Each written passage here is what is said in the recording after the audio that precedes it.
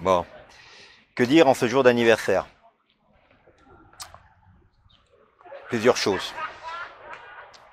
La première, c'est que ce jour anniversaire est le symbole de la souveraineté du peuple. Ce symbole n'est pas un souvenir. Ce symbole est une victoire. C'est d'ailleurs peut-être la plus grande victoire politique de ces 20 dernières années.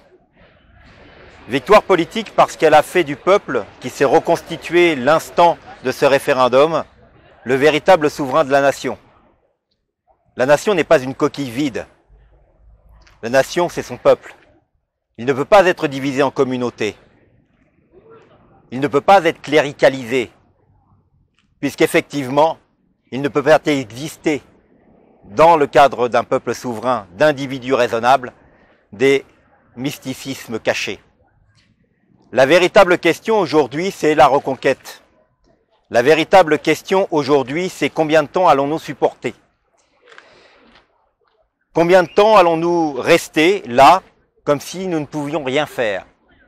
Or, tout le monde peut faire quelque chose. Chacun a son devoir lorsqu'il est citoyen. La véritable question qui se pose n'est pas aujourd'hui de savoir si on doit lutter. La véritable question qui se pose, c'est pourquoi lutter.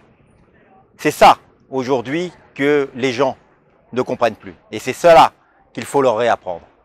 La meilleure manière de leur réapprendre, c'est de les retrouver en tant qu'acteurs politiques. C'est pour cela qu'il faut instituer un processus de constituante. Sans ce processus de constituante, pas de débat politique. Sans débat politique, pas de conscientisation. La véritable question n'est donc pas de savoir si nous devons mettre en place un processus de constituante, mais quand allons-nous le mettre en place? Et comment allons-nous le faire?